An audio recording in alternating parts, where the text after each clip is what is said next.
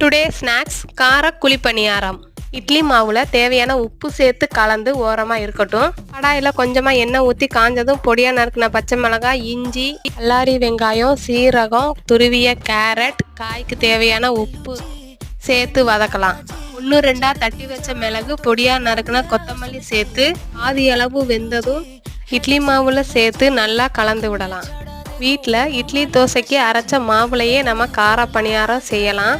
இதுக்குன்னு தனியாக மாவு அரைக்க தேவையில்லை.